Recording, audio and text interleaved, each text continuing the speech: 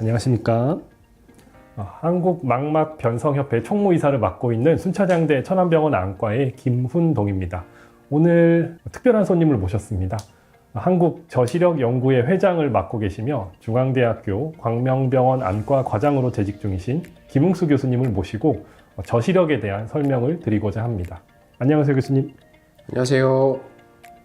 시청자 여러분들께 인사 말씀 부탁드리겠습니다.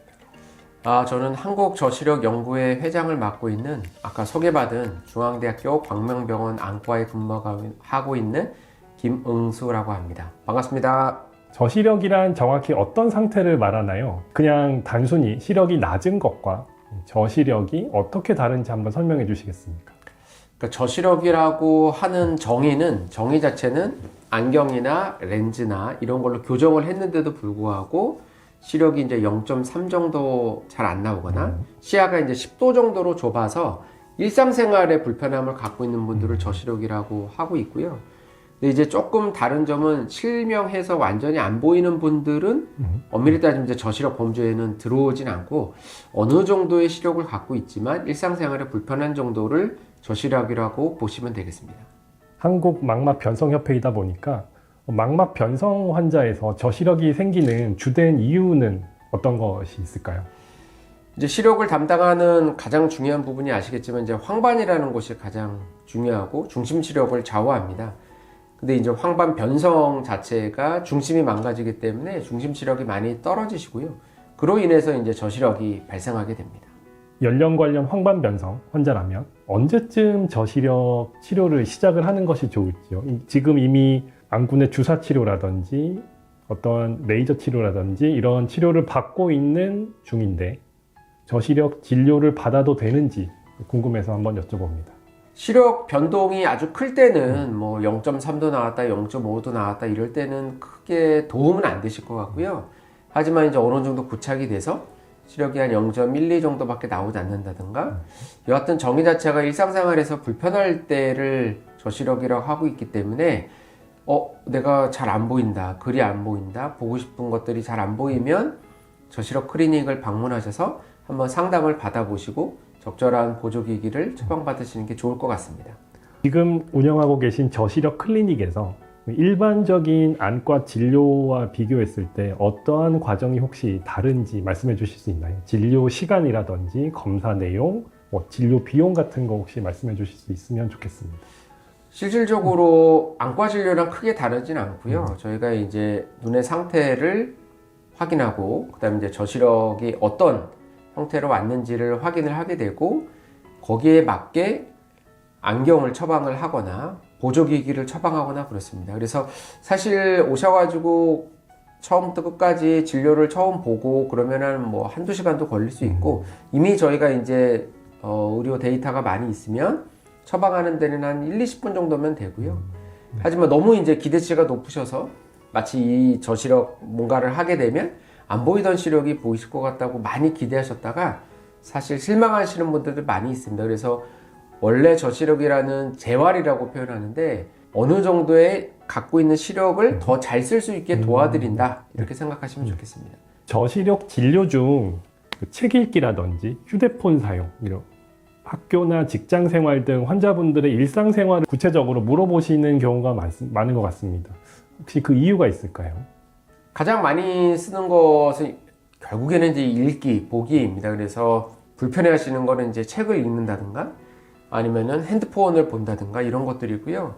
그런 것들이 일상생활에 가장 많이 노출되고 필요하기 때문에 그거에 대한 욕구가 가장 많고 최근에 이제 핸드폰 같은 거가 잘 나와서 폰트를 크게 한다든가 이렇게 하지만 일반적으로 이런 고지서라든가 다른 것들은 보조기기가 필요하죠.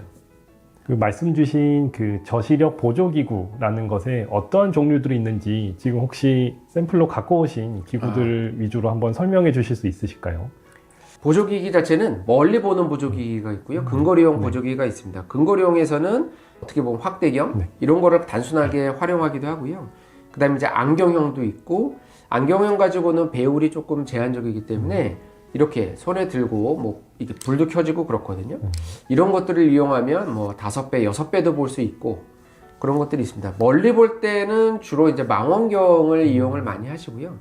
그 대신 안타깝게도 이제 망원경 같은 데 조금 들고 다니기가 거추장스럽고 그래서 최근에 이제 핸드폰으로 찍어서 확대해서 스캔해서 보시는 분들이 많고 근거리용 독서 확대기라는 것들이 있습니다. 한 100만 원 정도 하는데 그거를 제일 많이 사용하시고 선호하시는 것 같습니다. 요즘 많이 사용하고 계시는 저시력 기구가 디지털 저시력 기구인 것 같습니다. 근데 상당히 좀 고가인 거는 사실인 것 같고요. 비싼 기구일수록 좋다라는 생각이 있으신 환자분들이 계신데 혹시 이게 정말 맞는 생각인지 한번 말씀 부탁드리겠습니다. 자기한테 맞는 거를 쓰는 게 가장 좋고요. 그래서 일단은 저희가 상담할 때 제일 중요한 거는 어떤 목적으로 쓰느냐입니다.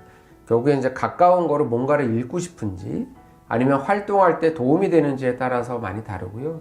물론 디지털 기기가 워낙 잘 나오기 때문에 다용도로 쓸 수 있다는 장점은 있지만 충전을 해야 되고 갖고 다녀야 되고 좀 약간 그래도 무겁잖아요. 맞습니다. 그래서 단순하게 그냥 이렇게 그냥 휴대용으로 다 갖고 다니면서 그때 필요할 때 잠깐 보는 거 뭐 나쁘지 않기 때문에 뭐 굳이 너무 비싼 거를 찾기보다는 일단은 몇 가지를 테스트 해보시고 아 내가 이런 용도가 나에게 맞구나 이렇게 찾아 쓰시는 게 가장 좋을 것 같습니다.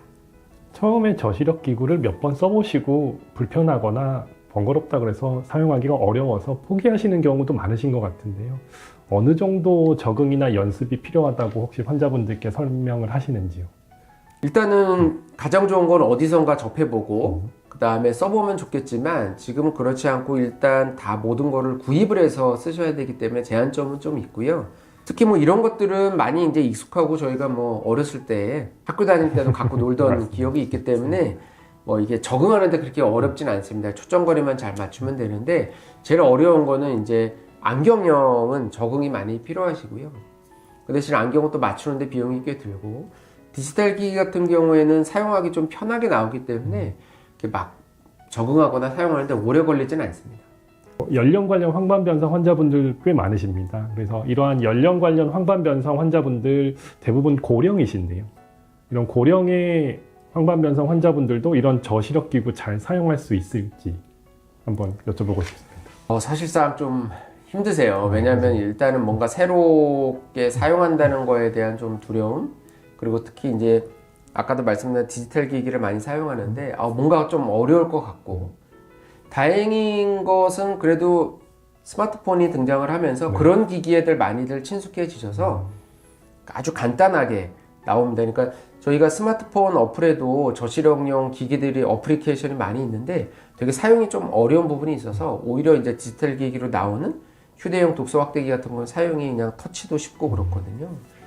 어렵진 않은데 그래도 이제 활동 자체가 많이 줄기 때문에 의존도가 좀 떨어지는 것 같습니다.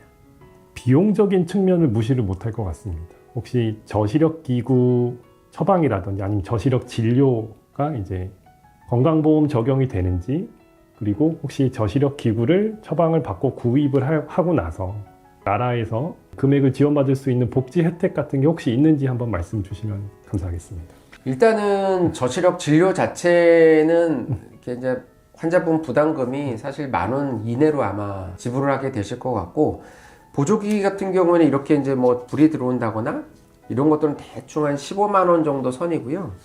뭐 디지털 기기는 한 뭐 100만 원부터 뭐 싼 거는 50만 원도 있지만 보통 거치용으로 크게 놓고 쓰는 건 한 300만 원 정도 합니다.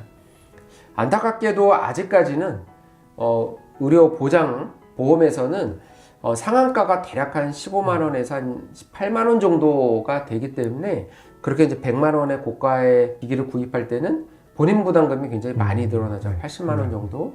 근데 이제 다행인 것은 학교들 다니는 친구들은 교육부에서 지원을 받고 그 다음에 직장이 있으면은 노동부에서 지원을 받기도 하고 그다음 정보화진흥원 같은데 사업을 통해 가지고 여러 가지를 이제 임대로 써볼 수가 있습니다. 그래서 조금만 더 찾아보시고 어려우시면 시각장애인 복지관이나 이런 데 문의를 하시면 아마 친절하게 가르쳐 주실 겁니다. 감사합니다. 좀 더 많은 복지 혜택이 좀 있었으면 좋겠습니다. 현재 우리나라에서 저시력 진료를 받으려면 어떻게 해야 할지, 그러니까 수도권 이외에 지방에 계신 환자분들 같은 경우는 저시력 진료를 어떻게 받으면 좋을지 한 말씀 부탁드리겠습니다. 제가 한국저시력연구회 회장을 맡고 있지만 굉장히 부끄러운 현실인데, 이런 보조기기를 갖고 환자분들과 상담을 해서 보여주고 트라이를 할 수 있는 병원이 제가 보기에는 5손가락 안에 꼽힐 것 같습니다. 그래서 지방에는 사실 없다고 보시는 게 맞고, 수도권에서는 뭐 저를 비롯해서 성모병원이라든가 중앙대병원 그 정도에서는 갖고 있지만, 이런 것들이 아직 의사 선생님들께서 많이 관심이 없으셔서, 저희가 이제 올해 학회 중점 사업으로 하려는 거는 이제 저시력인들이 어디로 가서 어떻게 상담을 받을 수 있는지 그런 의료 전달 체계를 만들고자 지금 노력하고 있습니다.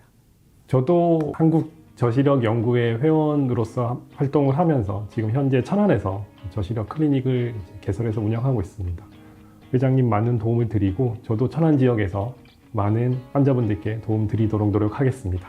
마지막으로 연령 관련 황반 변성이나 당뇨 망막병증, 망막 색소 변성 같은 이런 망막 변성 질환 앓고 계신 저시력 환자분들께 한 말씀 해주고 싶은 말씀 있으신지? 너무 많은 기대를 했다가 실망하는 경우도 있지만, 그래도 몇 분들은 볼 수 없는 책을 읽게 돼서 되게 너무나 행복하다 이런 말씀을 해주시기도 하거든요.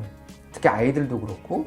그렇기 때문에 한 번 정도는 저시력 클리닉이라든가, 그게 이제 접근도가 좀 어렵다라고 그러면 시각장애인 복지관이라는 그런 곳에 가셔서 이런 보조기구에 대해서 한 번 정도 상담을 받아보시고 본인에게 맞는 것을 찾아 쓰는 것도 굉장히 좋을 것 같기 때문에 꼭 한 번 정도는 방문해서 상담 받으시기 바랍니다. 평소 진료 업무 외에도 학회 활동과 의료 정책 개선 활동으로 너무나도 바쁘신 와중에 이렇게 유튜브 녹화에 참여해 주신 한국저시력연구회 회장 중앙대 김용수 교수님께 다시 한번 감사 말씀드립니다. 오늘 영상이 망막 변성으로 일상생활 많은 불편함 느끼고 계시는 저시력 환자분들께 도움이 되셨기를 바랍니다. 오늘 참석해 주셔서 감사드립니다. 감사합니다.